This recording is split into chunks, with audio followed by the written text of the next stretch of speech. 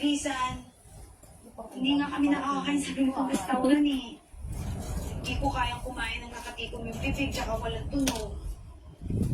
Pero alam ko, hindi dahilan yon. Hindi sapat na dahilan yon para mapahiya ka pagkasama mo ko. Pero handa naman talaga ako matuto eh. Promise. Gusto ng daddy ko, oo, gagawin ko yun. Basta bigyan niyo lang ako ng isa pang pagkakataon, lalo ko na Jacob. Kunting pagpasensya pa, tsaka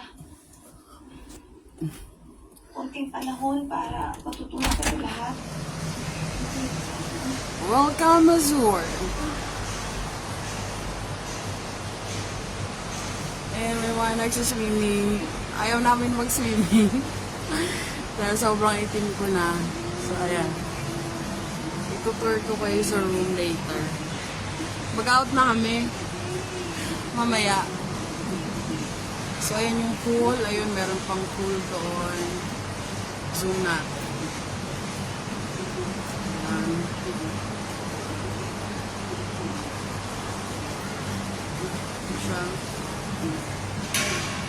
Ayan siya. Isa pang aso.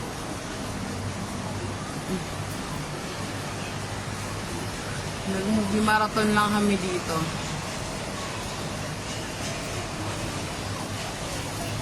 So, dito ako sa veranda.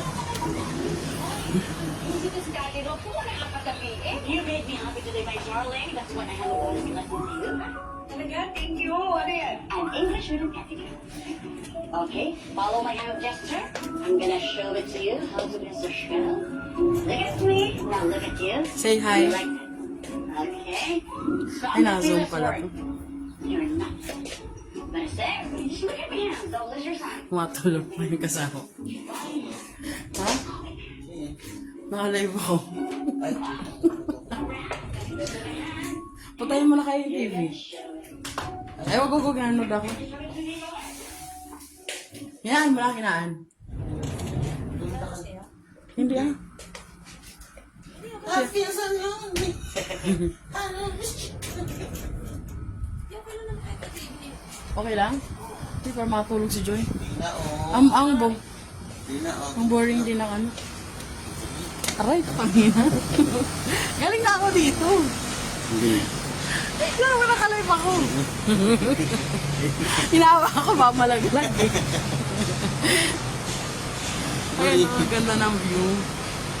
Gusto ko sana maligo eh, kaya lang. Ayun, wala akong pang swimming.